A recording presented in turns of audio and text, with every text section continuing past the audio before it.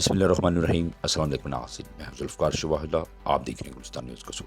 قائد welfare society register قصور کے زیر اہتمام 23واں سالانہ محفل میلاد مصطفیٰ صلی اللہ علیہ وسلم کے حوالے سے پروگرام کا انعقاد جامعہ مسجد فاروق اعظم قصور میں کیا گیا، جس میں پاکستان کے فیمس مذہبی اسکالر ڈاکٹر محمد عبداللہ آصف مصطفی نے خطاب کیا۔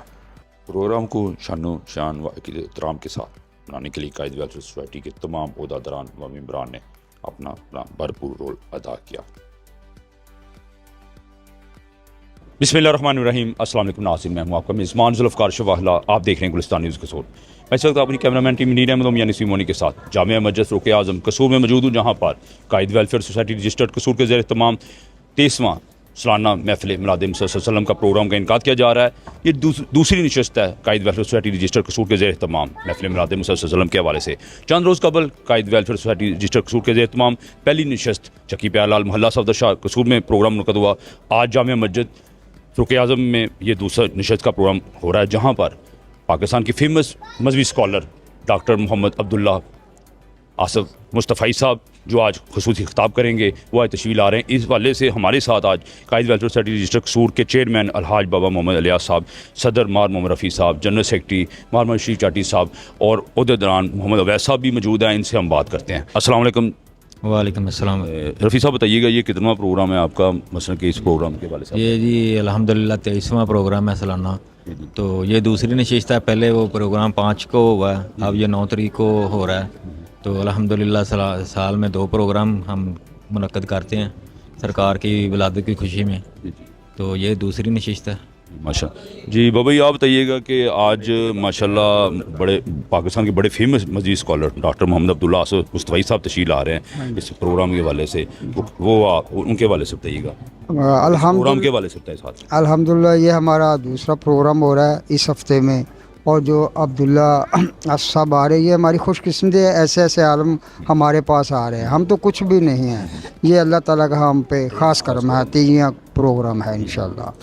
جی محمد اویس صاحب موجود ہیں، ینگ جنریشن ہے، بڑی پیاری شخصیت ہے، قائد ویلفیئر سوسائٹی کے ممبر ہیں۔ ہم ان سے بات کرتے ہیں کہ ڈاکٹر محمد عبداللہ مصطفی صاحب آ رہے ہیں، اس حوالے سے آپ ڈاکٹر صاحب کے حوالے سے بتائیے گا کہ آج وہ خصوصی خطاب بھی کریں گے۔ وہ کیسی شخصیت ہے، پاکستان میں بڑے فیمس مذہبی اسکالر ہے، اس حوالے سے آپ کیا کہیں گے؟ جی ڈاکٹر صاحب بہت زیادہ فیمس مذہبی اسکالر ہیں، اور یہ ادارۃ المصطفیٰ انٹرنیشنل جو کہ انٹرنیشنل لیول کا ہے، جس کا جو سرپرست اعلیٰ ہیں وہ علامہ محمد رضا ثاقب مصطفی ہیں، جو پاکستان کا کوئی ایسا شخص نہیں جو انہیں نہیں جانتا، میرے خیال میں ہر شخص ہی انہیں جانتا ہے، اور یہ ان کے مین جو ہے نا، ان کے مین مبلغ ہیں۔ رضا ثاقب صاحب کے بعد یہی جو ہیں وہ ادارے کے مبلغ ہیں، اور یہ بہت اچھی شخصیت ہیں اور بہت ہی مذہبی اسکالر، اور تبلیغی بیان کرتے ہیں، تبلیغ کرتے ہیں، لوگوں کی تربیت کرتے ہیں، اور بہت ہی زیادہ اچھی شخصیت ہیں۔ بہت شکریہ جی۔ ناظرین، یہ تھے قائد ویلفیئر سوسائٹی رجسٹرڈ قصور کے عہدیداران، بتا رہے تھے کہ یہ واقعی بڑی سعادت کی بات ہے کہ پاکستان کا ایک فیمس مذہبی اسکالر ڈاکٹر محمد عبداللہ آصف مصطفی صاحب جو آج قصور میں جامعہ مسجد فاروق اعظم میں تشریف لا رہے ہیں، قائد ویلفیئر سوسائٹی رجسٹرڈ قصور کے زیر اہتمام، جہاں پر 23واں سالانہ پروگرام محفل میلاد مصطفیٰ صلی اللہ علیہ وسلم کا انعقاد کیا جا رہا ہے۔ حضور اکرم صلی اللہ علیہ وسلم کی یوم ولادت کے حوالے سے ماہ ربیع الاول کا بابرکت خوشی والا مہینہ جاری ہے۔ ایسی شخصیات کا آنا بڑی سعادت کی بات ہے، اور قائد ویلفیئر سوسائٹی رجسٹرڈ قصور کو یہ میں کریڈٹ دوں گا کہ ایسی شخصیات کو اپنے محلے میں، محلہ صفدر شاہ چکی پیار لال میں، جامعہ مسجد فاروق اعظم میں لے کر آئے ہیں، اور عوام بڑی منتظر ہوتی ہیں ان کی پیاری پیاری مذہبی باتیں سننے کے لیے، کیونکہ ایسی شخصیات ہے کہ یہ ایسی مذہبی شخصیات ہے کہ پورا پاکستان کے لوگ انہیں بڑی عزت کی نگاہ سے جانتے اور پہچانتے ہیں، اور ان کا خطاب بڑی محبت کے ساتھ سنتے ہیں۔ امید ہے کہ آپ کو ہمارا یہ پروگرام ضرور پسند آیا ہوگا۔ ہمارے چینل کو سبسکرائب کرنا نہ بھولے گا۔ اللہ حافظ۔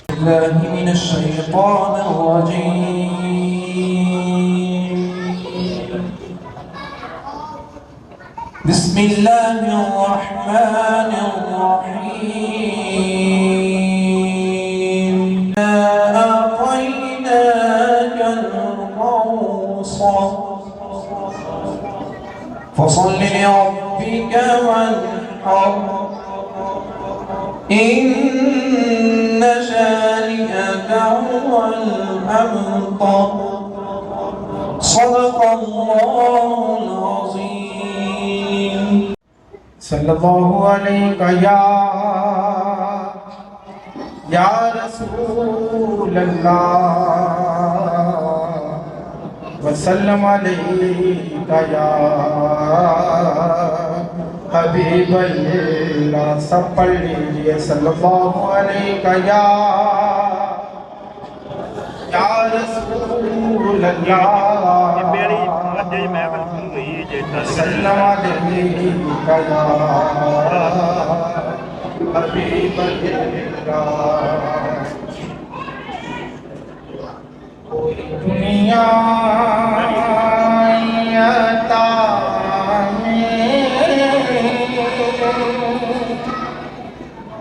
نہیں ہم عطا تیرا وہ جو حاتم کو میسر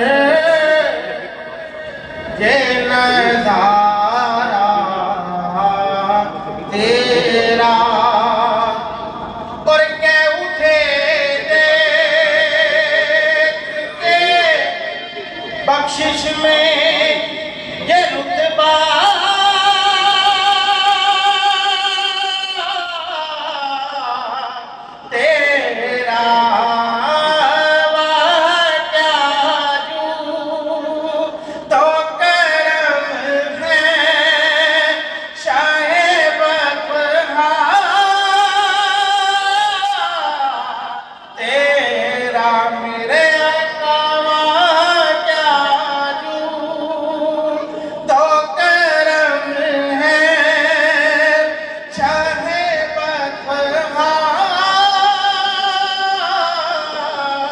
تیرا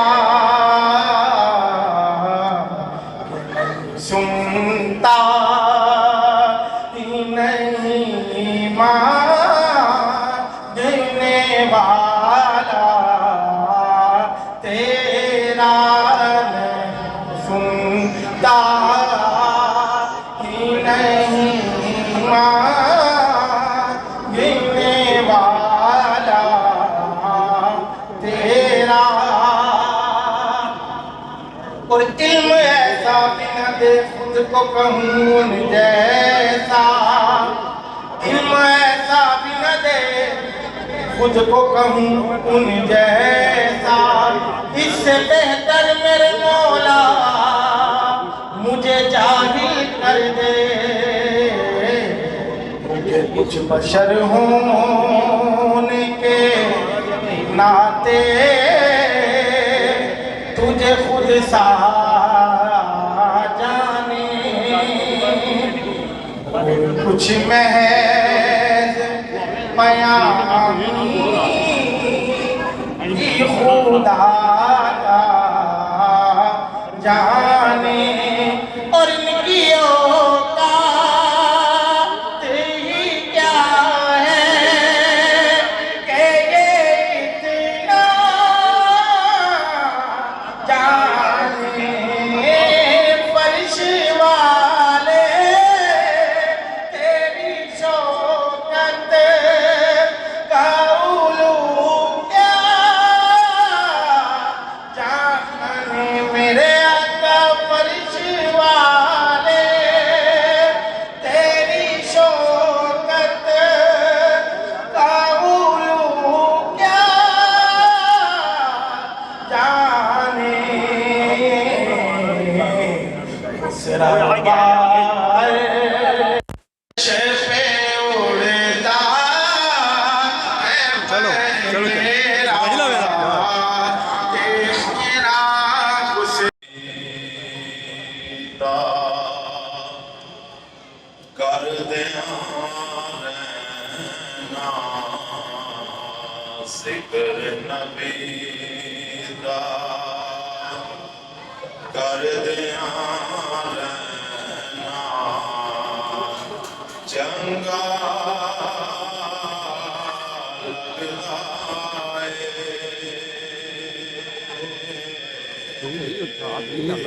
اس بہانے رل مل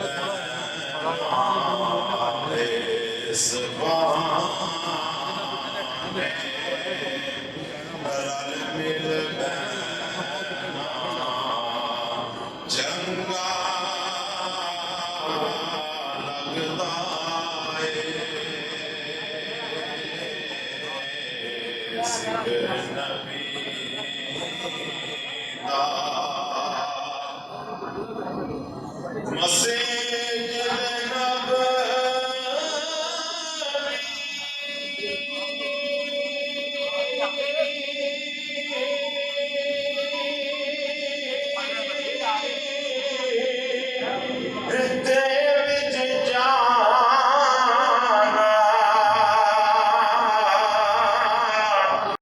شیریں شیریں گفتگو دقیق نکات کو نہایت ہی سہل انداز میں بیان کرنا ان کا خاص ملکہ ہے۔ عظیم مذہبی اسکالر، نامور مذہبی اسکالر حضرت علامہ مولانا ڈاکٹر عبداللہ آصف مصطفی صاحب ادارۃ المصطفیٰ انٹرنیشنل سے کہ آپ آئیں اور اپنے ملفوظات عالیہ سے ہمارے قلوب و اذہان کو منور فرمائیں۔ ان کی آمد سے قبل ایک زوردار نعرہ، نعرہ تکبیر۔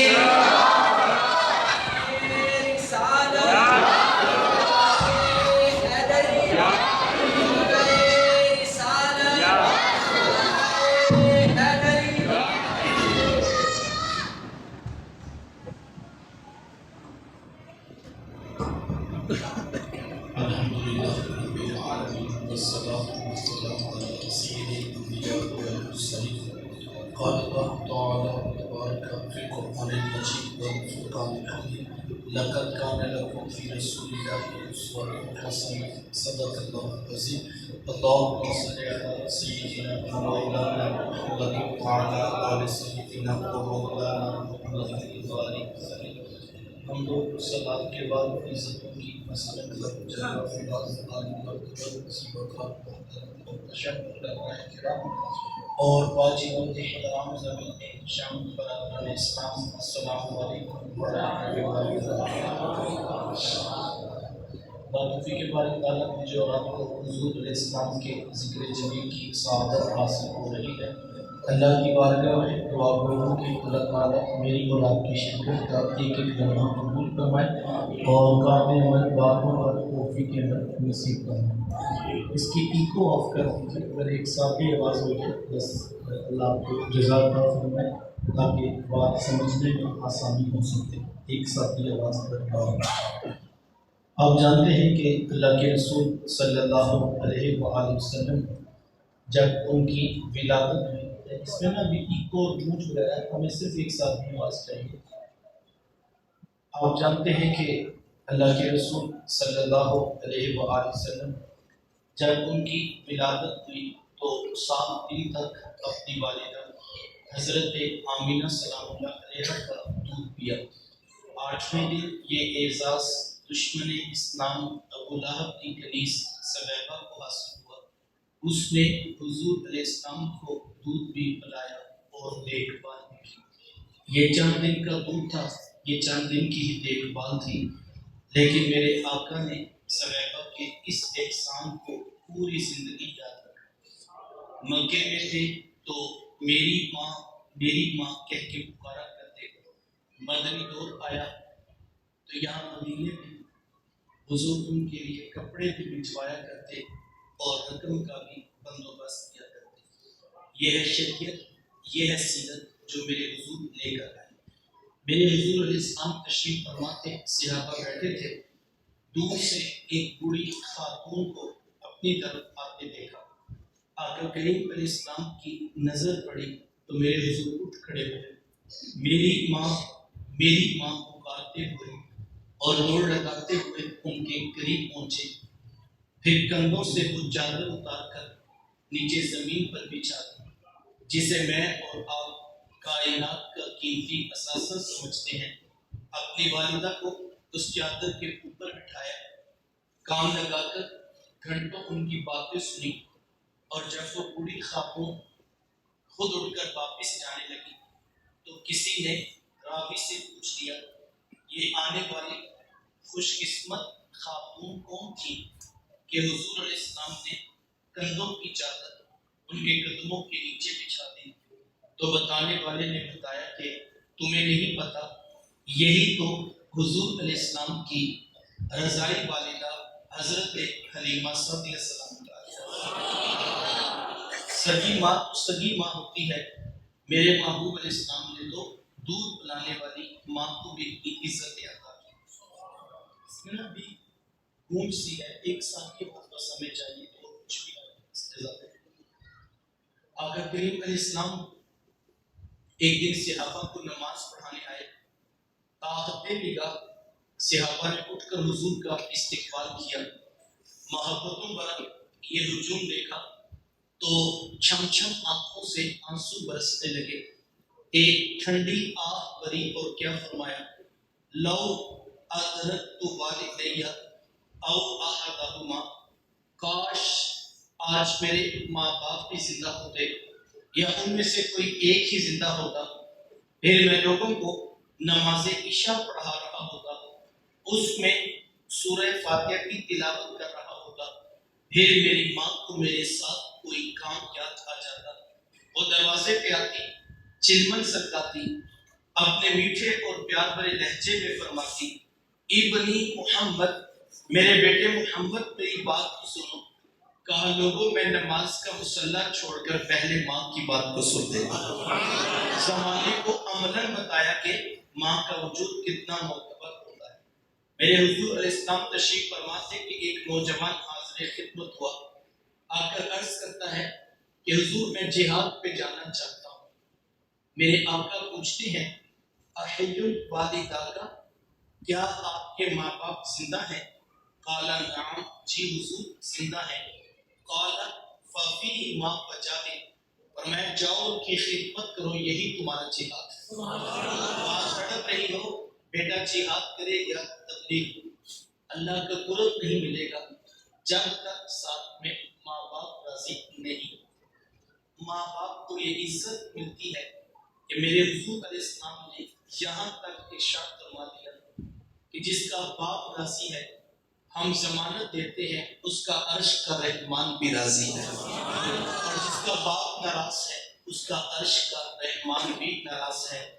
کائنات کی قیمتی متاع جنت تھی، کھینچ کر کے ماں کے قدموں کے نیچے بچھا دی۔ مجھے بتائیے ماں باپ کو یہ عزت، یہ مقام، یہ رتبہ کہاں سے ملا؟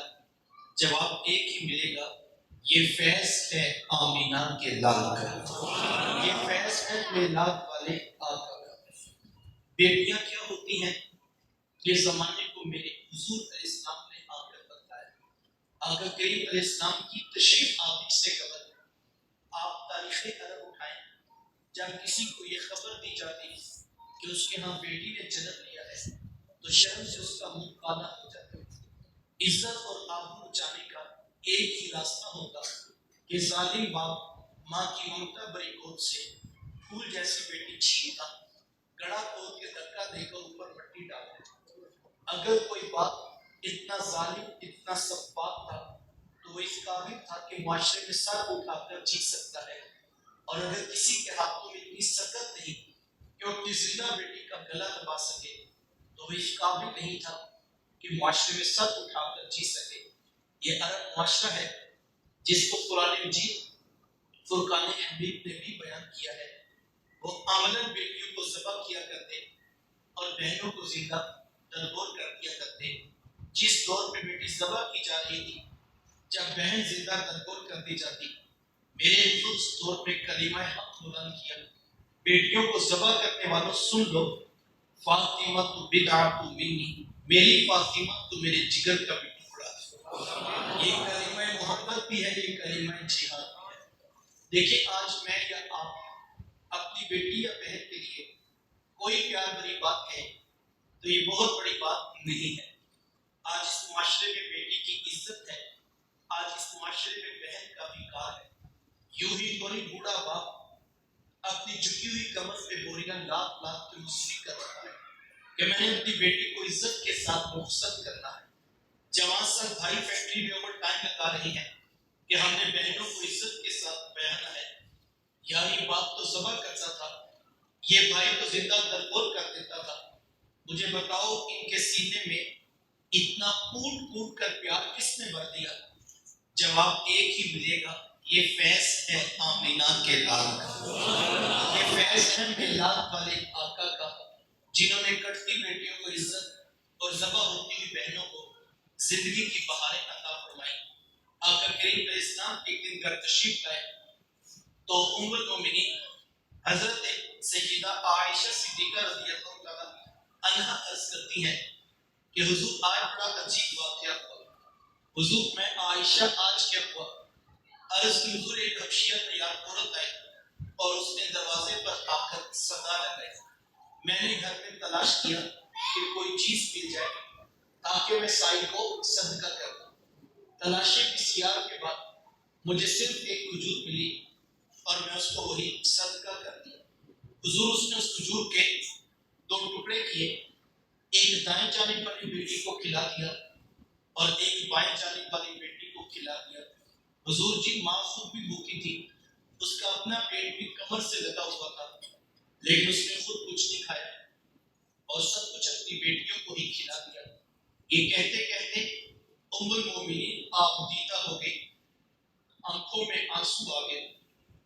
تو حضور میں سنو عائشہ، اگر کل قیامت کے دن ان بچیوں کی ماں کو جہنم میں جانے کا حکم ہو گیا تو یہی بیٹیاں درمیان میں آڑ بن کے کھڑی ہو جائیں گی کہ مالک ہم تو اپنی ماں کو جہنم میں نہیں جانے دیں گی، اللہ ان بچیوں کی سفارش قبول کر کے ان کی ماں کو جنت عطا کرے گا. کہاں بیٹیاں باعث شرم و ننگوار سمجھی جاتی تھی اور کہاں بیٹیاں ہی دخول جنت کا سبب قرار پائیں.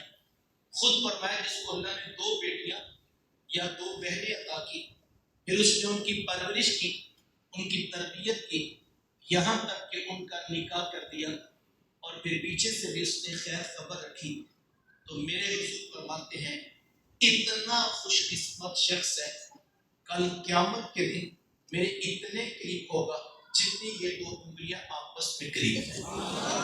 یہ اعزاز، یہ تقریب اس کو ملے گی جس نے بیٹیوں سے وفا کی ہو. جوانوں سے بالخصوص کہنا چاہوں گا، اگر اللہ تعالیٰ نے تمہارے کندھوں پر 2 بہنوں کا بوجھ ڈالا ہے، اگر تمہاری ذمہ داری 2 بیٹیوں کی کفالت آگی ہے، ان کو بوجھ نہ سمجھنا، ان کو اپنے لیے بوجھ کا خیال کرنا، ان کے سر پہ شفقت کا ہاتھ رکھنا. میں جانتا ہوں، میں مانتا ہوں اس دور میں 2 بیٹیوں کی ذمہ داری نبھانا یہ بہت مشکل کام ہے. 2 بہنوں کو بیاہتے بیاہتے جوان بھائی کی اپنی جوانی دھڑکنے لگتی ہے. ایک طرف مہنگائی کا بڑھتا ہوا طوفان ہے تو دوسری طرف لڑکے والوں کی طرف سے جہیز جس کی لمبی ڈیمانڈ پکڑا دی جاتی ہے. بہت مشکل ہے، یہ معاشرے کا ستم ہے کہ بیٹی والوں پر بہت بوجھ ڈال دیا جاتا ہے. لیکن میں اس کے باوجود یہ کہتا ہوں بیٹیوں سے نفرت نہ کرنا، بہنوں کو بوجھ نہ سمجھنا. اگر اللہ نے تمہیں ان کی ذمہ داری عطا کی ہے، تم محنت کرنا، تم مشقت کرنا، تم اپنے لیے سادن سمجھتے ہوئے مزدوری کر کے ان کی ذمہ داری کو نبھا دینا. اگر تم اس کام میں سرخرو ہو گئے، اگر تم اس کام میں باوفا نکلے تو اس کی رحمتوں سے بعید نہیں کل محشر کے میدان میں تمہیں انگلی سے پکڑ کر سونے محمد کے قریب کر دیا جائے. کہ یہ وہ شخص ہے جس نے بیٹیوں سے وفا کی تھی، یہ وہ شخص ہے جس نے بہنوں کے سروں پہ شفقت کے ہاتھ رکھے تھے. آپ جانتے ہیں اللہ کے رسول صلی اللہ علیہ وآلہ وسلم، ان کی نہ کوئی سگی بہن تھی اور نہ کوئی سگا بھائی. میرے حضور دولے یتیم ہیں، لیکن جب ذات کا شرف عطا کرتے ہوئے میرے حضور حضرت حلیمہ سعدیہ سلام اللہ علیہ کے ہم تشریف لے گئے تو آپ جانتے ہیں ان کی ایک بیٹی تھی جن کا نام شیمہ یا شیمہ بتایا جاتا ہے. وہ رشتے میں حضور علیہ السلام کی رضائی بہن رکھتی تھی.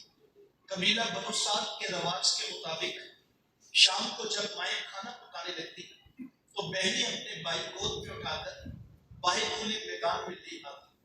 ہر بہن کی گود میں اس کا بھائی ہوتا اور وہ اپنے بھائی کے حسن کے قصیدے پڑھ رہی ہوتی.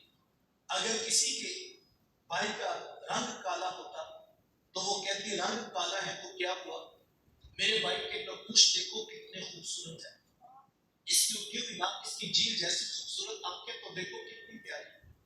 تو وہ نقوش کو معیار حسن قرار دیتی. اور اگر کسی کے بھائی کا رنگ گورا چٹا ہوتا تو وہ تو وہ کہتی رنگ نہیں تو کچھ نہیں، حسن تو ہوتے سر رنگت میں ہے، میرے بھائی کا رنگ دیکھو کتنا گورا چٹا ہے۔ تو یہ بحث مباحثہ چل رہا ہوتا اور کوئی بہن بھی ہاتھ ماننے کو تیار نہ ہوتی، اتنے میں ایک سم سے حضرت شیمہ اپنا ویر محمد اٹھا کے لے آتی اور کہتی ذرا میرے ویر کا مقابلہ بھی تو کرو نا۔ تو وہ کہتی نہیں شیمہ تیرے ویر کا مقابلہ تو نہیں نا، تیرا تو ساروں کا ہی سردار لڑکا ہے۔ حضرت شیمہ کا سر فخر سے بلند ہو جاتا اور وہ حضور علیہ السلام کو سینے سے چمٹا دیتی اور دعا دیتی ربنا اب کھلانا محمد، انشاءاللہ میرے ویر محمد کو نظر نہ لگے۔ آج میں دیکھ رہی ہوں بچوں کا سردار ہے، کل اپنی آنکھوں سے دیکھوں جوانوں کا بھی سردار بنے۔ زندگی کے لیل و نہار گزرتے گئے، حضرت شیمہ کی شادی ہو گئی۔ مدنی دور کی کہانی ہے۔ اتفاق یہ ہوا کہ جس قبیلے میں حضرت شیمہ کی شادی ہوئی تھی، حضور علیہ السلام کے صحابہ کی لڑائی اور جنگ اسی قبیلے کے ساتھ ہوئی۔ ان کے کچھ بندے قتل کر دیے اور کچھ کو قیدی بنا کر صحابہ اپنے سامنے ہیں۔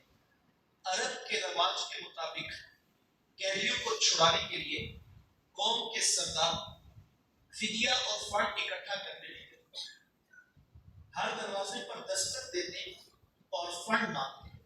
چلتے چلتے حضرت شیمہ کے دروازے پر بھی پہنچ گئے۔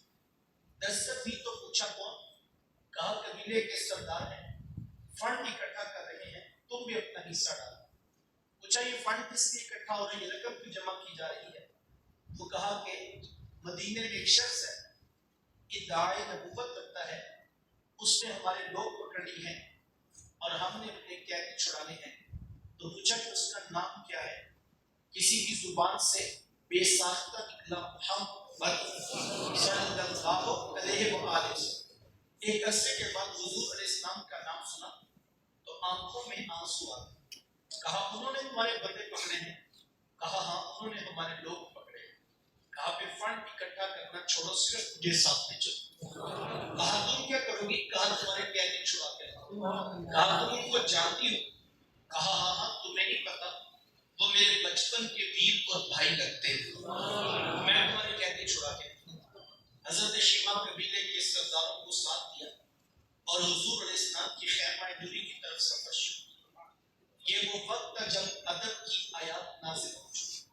خبردار میرے رسول کی آواز سے آواز بھی اونچی نہ کرو ورنہ زندگی کی ساری کمائی غارت کر گئے۔ صحابہ ننگی تلواروں سے در حبیب پہ پہرا دے رہے تھے۔ حضرت شیمہ اس خیال سے کہ میں تو اپنے بھائی کو ملنے جا رہی ہوں، جب آگے بڑھنا چاہا تو پہرے داروں نے تلواریں سونپ دی۔ رک جا دیہاتی عورت، جانتی نہیں آگے اونچا حبیب ہے، آگے تو بغیر اجازت کے جبریل نہیں جا سکتے، دور کون؟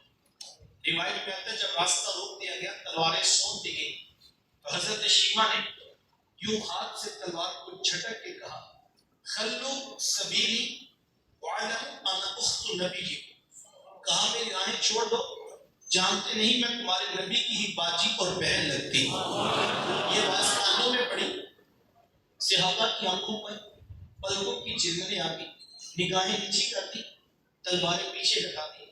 حضرت شیمہ پورے پروٹوکول سے حضور علیہ السلام کے خیمہ نوری میں داخل ہوئی۔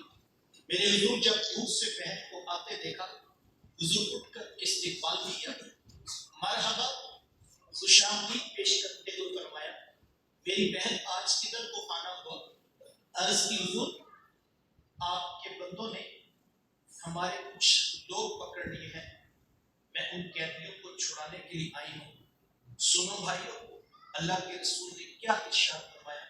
حضور فرمایا میری بہن تو نے آنے کی زحمت کیوں گوارا کی؟ تو گھر بیٹھے بھی پیغام بھیج دیتی، میں محمد تیرے کہنے پہ ہی ساروں کو چھوڑ دیتا۔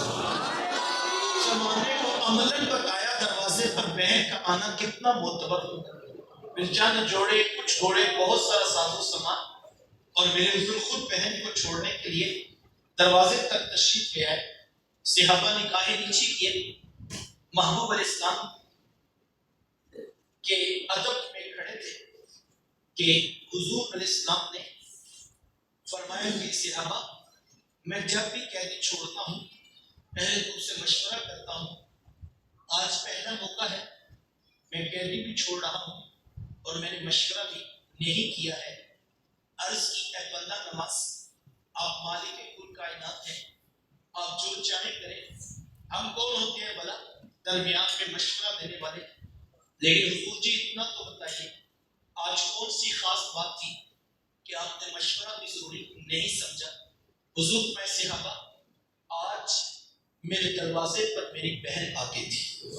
زمانے کو عملاً بہن کا رشتہ میرے محبوب علیہ السلام کی دہلیز سے ملا. وقت سمٹ رہا ہے، توجہ چاہوں گا. جس دور پہ بیٹی ذبح کی جا رہی تھی، جب بہن زندہ درگور کر دی جاتی، جب ماں جیسا رشتہ بھی منڈیوں اور بازاروں میں بک جاتا تھا، اس دور میں بیوی کی کیا حیثیت ہو. جبکہ آج کے اس تہذیب یافتہ دور پہ بھی کچھ لوگ بیوی کو پاؤں کا جوتا خیال کرتے ہیں. یہ زمانے جاہلیت کی بات ہے.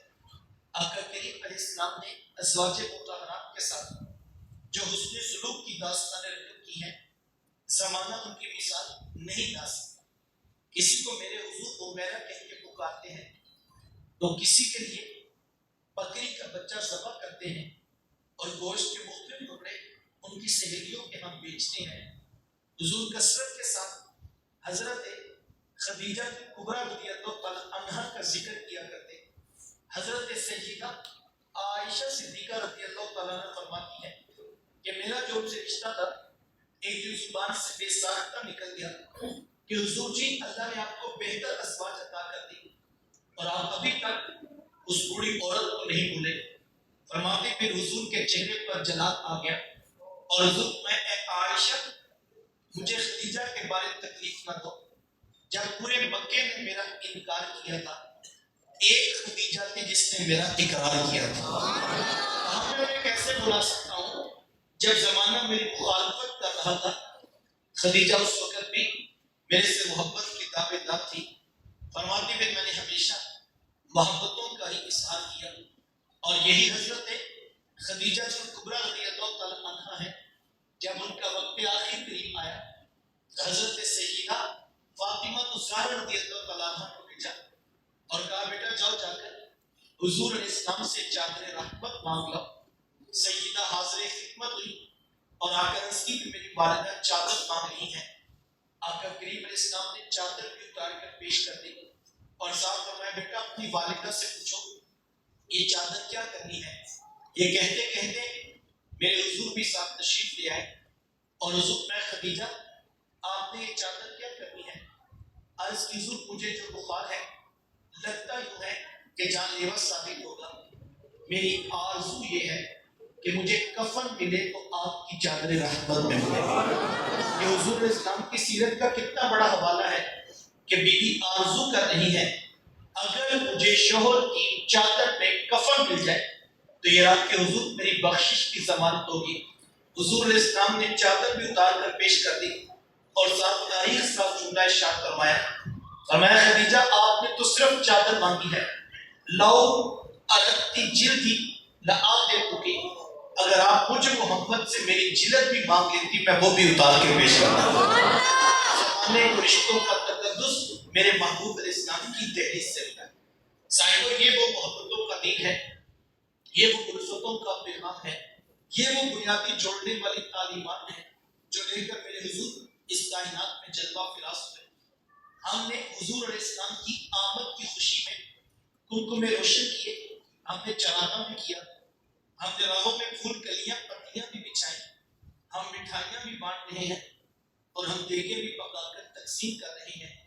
یہ سب کام باعث برکت، میں ان کا انکار نہیں کرتا. کوئی نادان ہوگا جو اس عنوان پر الجھ پڑے یا کوئی فتویٰ امت پر لگا دے. میں تو ایک سادہ سی بات کہتا ہوں کہ یار اگر حضور علیہ السلام کی آمد کی خوشی بھی نہیں منانی تو پھر کائنات میں خوشی بچتی کون سی؟ خوشی ہوتی کیا ہے؟ خوشی کہتے کسے ہیں؟ اس کائنات کی سب سے بڑی خوشی یہ ہے کہ اللہ نے ہم جیسوں کو سونے محمد عطا کر دیے. یہ کائنات کی سب سے بڑی خوشی. اور اگر کسی بیچارے کو یہ بھی محسوس نہیں ہو رہی تو سچی بات اس سے جھگڑا بنتا نہیں ہے. آپ اس کے لیے دعا کر دیجیے. تو یہ گم تمہیں، یہ روشنیاں، یہ چراغ، یہ پھول، یہ کلیاں، یہ مٹھائیاں، یہ سب باعث برکت. لیکن جوانوں یاد رکھنا، یہ سب کچھ باعث برکت ہونے کے باوجود بھی یہ سب کچھ آغاز سفر ہے، یہ منزل نہیں ہے. منزل میرے حضور کی ذات ہے، منزل میرے محبوب کا پیغام ہے، منزل ان کی سیرت ہے، منزل ان کا اسوہ نور ہے. تو بڑا نادان ہوگا نا جو صرف آغاز کی جھڑیاں دیکھ کے ہی الجھ گیا اور ساری زندگی فتوے لگاتے ہی گزر گئی. کاش اس کو ایک لمحہ آگے بڑھ کر دیکھنے کا مزاج تو بنتا. کاش کہ کوئی آگے بڑھ کے دیکھتا تو شاید اس کے دل سے یہ آواز بھی آتی کہ یار جس سفر کا آغاز اتنا خوبصورت ہے اس کی منزل کتنی پیاری ہوگی. کچھ چیزیں مقاصد سے سمجھ آتی. سادہ سی بات ہے، آپ گلی سے گزر رہے ہیں، شام ڈلتے آپ نے دیکھا کہ ہمسایوں نے بڑے بڑے بلب روشن کر دیے، چراغاں کر دیے، لائٹنگ ہو گئی. تو آپ کو اچھا نہ لگا اور آپ نے کہا یار مہنگائی کا طوفان ہے، معیشت کا بحران ہے اور اتنے بلب جلا دی. آپ سے رہا نہ گیا تو آگے بڑھ کر گھنٹی بجا دی. صاحب خانہ سے ملاقات ہوئی، سلام کلام دعا کے بعد آپ نے کہا کہ مائنڈ نہ کیجیے گا، لیکن مجھے اچھا نہ لگا کہ آپ جیسے زانا بینا لوگ اتنے بلب جلاتے ہیں، اتنی روشنی، اتنی لائٹنگ کرتا ہوں. کیا آپ کو نہیں پتا کہ مہنگائی کتنی ہے؟ بجلی کے بل تو پہلے اتنے زیادہ آ رہے ہیں. تو مجھے تو اچھا نہ لگا. تو جناب میں نے تو بات باہر کر لی ہے. انہوں نے کہا جناب آپ کی بات بالکل بجا ہے، واقعی بجلی تو بہت مہنگی ہے اور مہنگائی بہت بڑھ گئی ہے. لیکن اصل میں بات یہ ہے کہ نا کل ہمارے بیٹے کی شادی ہے تو ہم نے اس خوشی میں یہ لائٹنگ کر. تو آپ نے کہا اچھا میں بھی کہوں بلا چوری بلا وجہ تو نہیں کوئی لائٹیں رکھواؤں. تو جناب یہ کیسی عجیب بات ہے، ہم آپ کے مسائے اور ہمیں پتہ ہی کوئی. تو اللہ بیٹے کو زندگی دے، خاندان آباد ہو، پروگرام خیر و عافیت سے مکمل ہو. تو جناب ہماری بیٹھک بھی حاضر ہے، کوئی مہمان آ کے تو ہم حاضر ہیں. کوئی برتن یا کوئی بستر چاہیے ہو تو ہمیں خوشی ہوگی، ہم کسی کے کام آ جائیں. وہی لائٹنگ ہے، وہی چلانا ہے. لیکن جیسے آپ کو پتہ چلا کہ مقصد کوئی اور ہے، آپ کا لہجہ بدل گیا، انداز تبدیل ہو گیا اور آپ جس کام کو اچھا نہیں سمجھ رہے تھے اسی کام میں آپ نے کہا ہم معاون بھی ہیں، مبید بھی ہیں، مددگار بھی ہیں اور ہمیں خوشی ہوگی ہم آپ کے کام میں. میں کہتا ہوں یہ کہ صرف لائٹیں تھی، آگے بڑھ کے دیکھتے تو صحیح. بات تو سونے محبت کی ہو رہی ہے، سیرت تو نہیں کی بیان ہو رہی ہے، پیغام تو نہیں کا دیا جا رہا ہے اور اسوہ نور تو ان کا ہی بیان کیا جاتا ہے. کاش کہ ہم چیزوں کو مقاصد کے ساتھ جوڑ کے دیکھنے کا جو ہے مزاج پیدا کر سکے. تو میں آپ سے کہنا چاہوں گا منزل کو کبھی نہ بھولیے گا. منزل کیا ہے؟ اللہ اکبر. میرے شیخ طریقت اپنے میٹھے اور پیار بھرے لہجے پہ فرمایا کرتے ہیں کہ بیٹا یہ نہ ہو کہ لوگ تم سے پوچھیں کہ تم کون ہوتے ہو اور تم پاسپورٹ سے مذہب والا خانہ نکال کے رکھاؤ.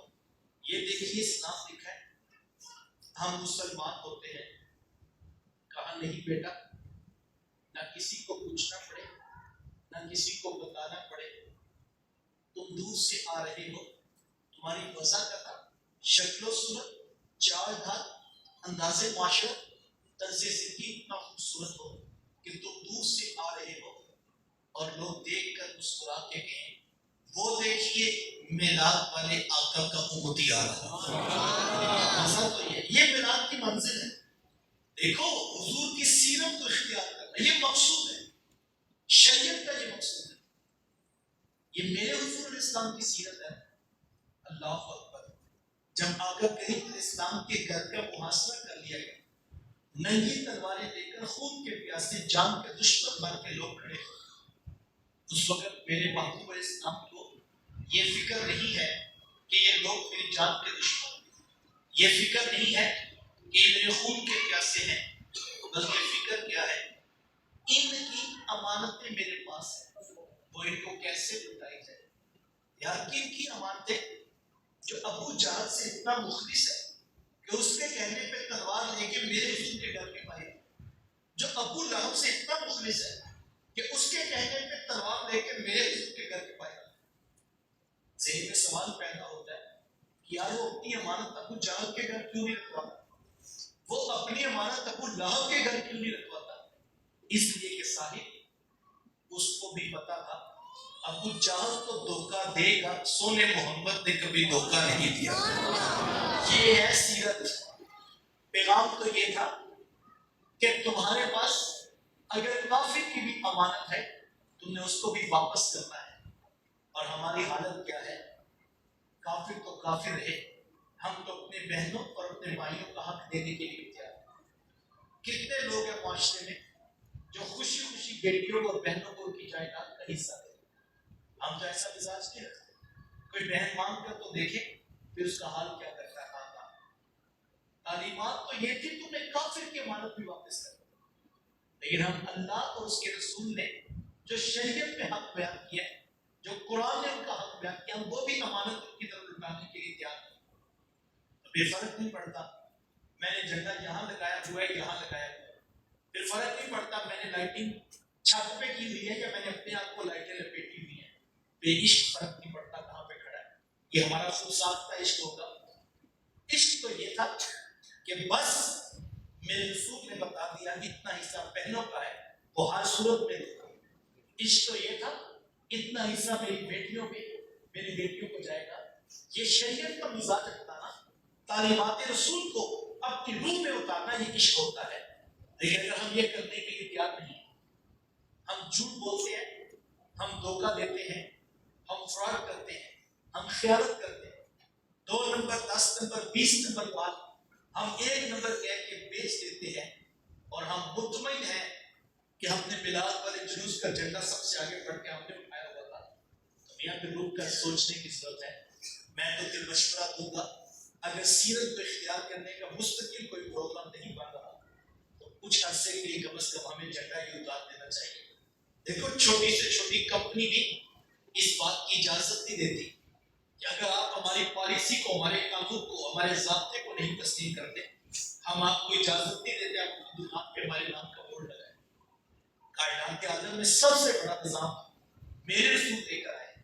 اگر ہمیں اللہ کی توفیق سے اس پیغمبر کے نام کا جھنڈا اٹھانے کا موقع ملا تو پھر مجھے اور آپ کو 10 مرتبہ سوچنا پڑے گا کہ ہمارا کردار کیا ہے, ہمارا انداز معاشرت کیا ہے, ہمارا طرز زندگی کیا ہے. آپ کتنے لوگ بیٹھے ہیں, میں آپ کو دعوت پیش کرتا ہوں. حضور علیہ السلام کا تعارف کیا ہے, دین کی بنیاد کہاں سے شروع ہوتی ہے. رسول اللہ صلی اللہ علیہ وآلہ وسلم کی پہلی دعوت کے نتیجے میں لوگ حضور کو کیا کہا کرتے تھے, اس سے خبر ایک ہی زبانوں پہ لفظ تھا, صادق بھی تو ہے, امین بھی تو ہے. یہ میرے حضور کا تعارف ہے. لوگ حضور کو سچا مانتے تھے, لوگ حضور کو امانت دار کہتے تھے. کتنے سچے کتنے امین تھے حضور کہ اگر ایک اجنبی شخص شہر میں داخل ہوتا ہے اور وہ کسی کافر سے اگر پوچھتا ہے کہ میں کسی معتبر کسی سچے شخص سے ملاقات کرنا چاہتا ہوں تو وہ کافر اس کو ابو جہل کے پاس نہیں لے کے جاتا, وہ کافر اس کو ابو لہب کے پاس نہیں لے کے جاتا. وہ کافر مجبور ہے کہ اس اجنبی کا ہاتھ پکڑتا ہے, سونے محمد کی چوکھٹ پہ لے جاتا ہے. یہ صادق بھی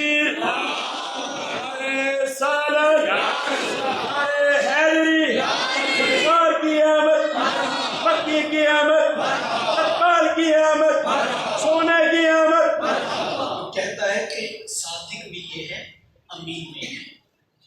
جس امت کے پیغمبر کا پہلا لقب الصادق ہو, سچا ہونا ہو, وہ امت یہ کہے کہ جناب سچ بولنے سے مال نہیں بکتا ہے, اور اس کا افسر کرسی پہ بیٹھ کے کہے کہ جناب باتیں تو ساری ٹھیک ہیں لیکن سچ بولنے سے نظام نہیں چلتا ہے, تو پھر مجھے بتائیں ہم کس نام کے عاشق ہیں, ہم پھر کہاں پہ کھڑے ہیں. ہم ابھی تک یہ فیصلہ بھی نہیں کر پا رہے ہیں کہ مال سچ بولنے سے بکتا بھی ہے یا نہیں.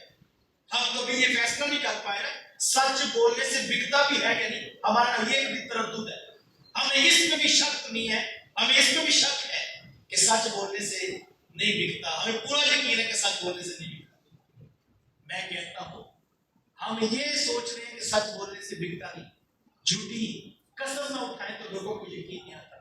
ہم اس بحث میں پڑے ہوئے ہیں، بلکہ بحث کیا، ہم یہ تسلیم کر چکے ہیں کہ سچ بولنے سے نہیں ملتا، جبکہ کافر جو میرے اور تیرے رسول کے منکر تھے، انکار کرنے والے تھے، انہوں نے وہ سچ اٹھایا، آج پوری دنیا میں بیچ کے دکھا، آج پوری دنیا میں خرید کے دکھا۔ ہمارے دوست ہیں چائنا سے کاروبار کرتے ہیں، وہ کہتے ہیں عبداللہ بھائی نہ ہم ان کی بولی جانتے ہیں نہ وہ ہماری بولی جانتے ہیں۔ ایک کیپیسٹر کا سیمپل آتا ہے اور ساتھ میں ریٹ طے ہوتا ہے، سیمپل پاس ہو جائے، کہتے ہیں یقین مانیے 10 لاکھ کیپیسٹر بھی آپ منگوائیں، ایک کیپیسٹر بھی اندر سے خراب نہیں۔ ہم یہ فیصلہ کر رہے ہیں کہ سچ سے بکتا ہے کہ نہیں، صاحب سچ جن کے پاس ہے وہ 7 سمندر بیٹھ کے دور سے بیچ دیتے ہیں، اور ہمارا 6 درجن کیلے ریڈی کرا کے بیچنے والا وہ بھی کہتا ہے جناب ہم سچ بولنے سے نہیں گزار چلتا، سچ بولنے میں بکتے، ہمارے 6 درجن کیلے نہیں بک رہے اور وہ 7 سمندر بیٹھ کے پوری دنیا کے اندر تجارت کر رہے ہیں۔ وجہ کیا صاحب کہ ہم نے جو اندر پیک کیا ہوا ہے وہ بولیے جو اوپر لکھا ہوا ہے، تو یہی فرق ہے جس کی وجہ سے آج ہم تردد کا شکار ہے۔ ورنہ رسول اللہ تو سچ سے میں نے کہا کسی درس میں نے کہا پوری دنیا میں کہے سچ سے نہیں بکتا، محمد عربی کا غلام نہیں کہہ سکتا، کیونکہ ان کے رسول نے سچ سے بیچ کے دکھایا۔ حضرت خدیجہ الکبریٰ رضی اللہ تعالیٰ عنہ جب تجارت کا معاملہ ہوا تو فرماتی کہ میں نے اپنے غلام کو بھی ساتھ بھیجا، اور جب حضور واپس تشریف لائے فرماتی اتنا نفع ہوا، اتنا نفع ہوا، اتنا نفع ہوا جتنا آج تک نہیں ہوا۔ فرماتی میں نے غلام سے پوچھا کہ ہم تو پہلی بار کاروبار کیا، اس سے پہلے بھی کاروبار کرتے رہے ہیں لیکن اتنا نفع تو کبھی نہیں ہوا، تو اس کی کیا وجہ ہے؟ تو وہ غلام کہنے لگا میں نے محمد صلی اللہ علیہ وسلم کہتا ہے میں نے محمد کا دن بھی دیکھا ہے، میں نے ان کی رات بھی دیکھی ہے، میں نے ان کی صبح بھی دیکھی، ان کی شام بھی دیکھی، میں نے مال خریدتے بھی دیکھا، مال بیچتے بھی دیکھا، لیکن اللہ کی قسم اتنے دنوں میں نے محمد کی زبان پہ جھوٹ نہیں دیکھا۔ یہ اس سچ کی برکت ہے صاحب، یہ فیصلہ تو 14 صدیاں قبل انہوں نے فرما دیا تھا سچ کے ساتھ بکتا ہے۔ آج ہمارا نہیں بک رہا تو وجہ یہ ہے ہمارا سچ پہ یقین نہیں ہے، تو آج بھی سچ بول کے دکھاؤ، تم دیکھنا کاروبار میں برکت ہوتی ہے کہ نہیں ہوتی۔ تم آج بھی سچ کے ساتھ کھڑے ہو جاؤ، معاشرہ زمانہ تمہاری عزت تو تمہاری توقیر کرے گا، لیکن اگر ہم سچ کے ساتھ نہیں کھڑے تو پھر جو حال ہمارا بنا پڑا ہے وہ کسی سے بھی بخش بھی نہیں ہے۔ آئیے سچ کے ساتھ کھڑے ہوں۔ آپ اتنے لوگ بیٹھے ہیں، میرا خیال ہے شاید یہ 200 کے قریب لوگ ہوں گے، میں ہاتھ اٹھوا کر کسی بڑے انقلاب کا آپ سے وعدہ نہیں کرتا، میں ایک چھوٹی سی سادہ سی بات کہتا ہوں، اگر یہ 200 لوگ اس بات کی ضمانت دے دیں کہ ہم 100% سچ کے ساتھ زندگی گزاریں، جانتے ہیں کتنا بڑا انقلاب بطور تجربہ کل کا دن آپ گزار کے دیں، اگر یہ 200 لوگ اس بات کی ضمانت دے دیں کہ ہم 100% سچ کے ساتھ دن گزاریں گے، اور اگر ایک شخص سے اوسطن آن ایوریج 10 بندے ملاقات کرتے ہیں تو کل آپ کے اس شہر قصور میں 2000 لوگ 2000 خاندانوں میں 2000 گھروں میں بیٹھ کے دعوے سے یہ بات کہہ سکتے ہیں آج ہم نے سچوں کو دیکھا بھی ہے، سچوں سے سلام بھی کیا۔ 200 حضور والا 200 بندہ سچ بولے، 2000 بندوں کو سچا بندہ نظر آ جاتا ہے۔ ہم سب میں سے ہر ایک کا تعلق 10-10 بندوں سے تو ہے نا، 2000 بندوں کو سچا بندہ دکھائی دیتا ہے، اور اگر ہمیں خاندانوں کے خاندان ڈھونڈ لینے کے بعد بھی ایک بھی نظر نہیں آتا، پورا محکمہ کھنگال کے ایک بھی سچا نہیں ملتا، پوری مسجد پورا محلہ تول لیں ایک بھی سچا نظر نہیں آتا، اس کا مطلب ہم سب ایک جگہ پہ کھڑے ہیں۔ سچ بولنے والا اللہ اکبر، سچ بولنے والا، میں جملہ کہہ کے مکمل کروں گا، سچ بولنے والا، سچ بولنے والا مکے کے کفرستان میں ایک سچ بولنے والا تھا، پورے عرب کو نظر آ رہا تھا صادق بھی تو ہے، امی بھی تو ہے۔ جہاں ابو جہل کا ظلم تھا، جہاں ابو لہب کی خیانت تھی، جہاں امیہ کی کرپشن تھی، وہاں ایک سچ بولنے والے کھڑے ہوئے، پوری کائنات عالم کو صداقت نظر آنے لگی، पूरी कायनात आलम को अमानत नजर आने लगी, लेकिन अगर आज हमें नहीं दिखाई दे रहा है तो सारी वजह ये हम सच के साथ नहीं खड़े, कोई बड़ा इनकलाब नहीं आएगा जब तक हम खुद अपने आप को बदलने का मिजाज पैदा नहीं करेंगे। हमारा मसला ये है कि हम सब लोग जो है वो किसी बड़े इनकलाब का इंतजार कर रहे हैं और तब तक हम कहते हैं ऐसे जैसे चलते हैं ऐसे ही चलाते हैं, और हम सब इसी धोखे में अपना वक्त जाया कर रहे हैं। जैसे चलता है वैसे ना चलाओ साहिब, ऐसे चलाओ जैसे सोने मोहम्मद ने चला के छोड़ो तो जनाब, जैसे चलता है वैसे चलाना है, नहीं जैसे रसूलुल्लाह ने चलाने का हुक्म दिया है निजाम वैसे चलाओ। और उसके लिए इलाज मेरे उस्ताद ने करम अल्लाह को सेहत अता फरमाए। आप जब हमें पढ़ाते थे तो आप फरमाते थे कि बेटा मेरे मदरसे वाले मुझे तनख्वाह देते हैं तुलाबा को पढ़ाने की, सुबह 7 बजे से लेकर 1 बजे तक मैं पाबंद हूँ अपने वक्त में कि मैं ये 6 घंटे तुलाबा को सबक पढ़ाना है। आप फरमाते थे बेटा अगर इन 6 घंटों में मैं तस्बीह पकड़ के दुरूशी पढ़ूंगा तो मेरा दुरूशी कबूल नहीं होगा, चूंकि मैं पाबंद हूँ इस वक्त मेरा मदरसा मुझे दुरूशी पढ़ने की तनख्वाह नहीं देता, मेरा मदरसा मुझे बच्चों को पढ़ाने की तनख्वाह देता है। अल्लाह अकबर, बयान तो ये था साहिब, अल्लाह अकबर। किसको नहीं पता जोहर की नमाज बड़ी तसल्ली से 20 मिनट में पढ़ी जाती है, और अगर हम महकमे से छुट्टी लेते हैं और पौने घंटे की जोहर पढ़ के आते हैं और अभी आधा घंटा हम बैठते नहीं कि हम उठ के वजू करने के बाद असर की तैयारी कर लेते हैं, और हम मुतमिन हैं, हम बाजमात नमाजी हैं, मुत्तकी परहेजगार हैं, माजरत के साथ हम कुछ भी नहीं होते अगर हम अपने महकमे के वक्त में 1.5 घंटे की नमाजें पढ़ते हैं। ये तो उसकी मैं बात करूँ जो नमाजें पढ़ और जो बाहर लाइन लगी हुई है और कुर्सी पे बैठ के चाय के कप पी के फूल मिला के बैठा हुआ है, और लोग बाहर बेचारे धूप में खड़े हैं और वो समझता मैं तो 8 घंटे ड्यूटी दे कर आया हूँ, मैं तो काम पूरा ही कर रहा हूँ, मुल्क नहीं बदलता तो मुल्क की मर्जी है। साहिब इसका हिसाब देना होगा, ये बड़ा मुश्किल मामला है। मैं आपको दावत देता हूँ अल्लाह, और इस शेर के साथ इजाजत चाहूंगा। मेरे शेख फरमाते हैं यारी ना तू पाक नबी संग ए पर पूरी यारी, यारी ना तू पाक नबी संग ए पर पूरी यारी, फिर दुरूद कबूल है तेरा लाख नालू एक बार। फिर तुम लाख बार नहीं पढ़ सके, तुम्हारा वक्त ही नहीं बना, तुम एक बार पढ़ोगे। अगर तुम्हारा ताल्लुक पूरा है, तुम दयानत के साथ, अमानत के साथ, सदाकत के साथ, सच्चाई के साथ काम कर रहे हो, यारी लाखू पाक नबी सन ऐ पर पूरी यारी, फिर दुरूद कबूल है तेरा लाख नालू एक बारी। आइए अपने हिस्से की शमा रोशन कीजिए, अमल के जज्बों की फरावानी के साथ आगे बढ़िए। अल्लाह ताला मुझे आपको तौफीक दे नसीब फरमाए। व आखिर दावाया अनिल हम्दुलिल्लाह रब्बिल आलमीन।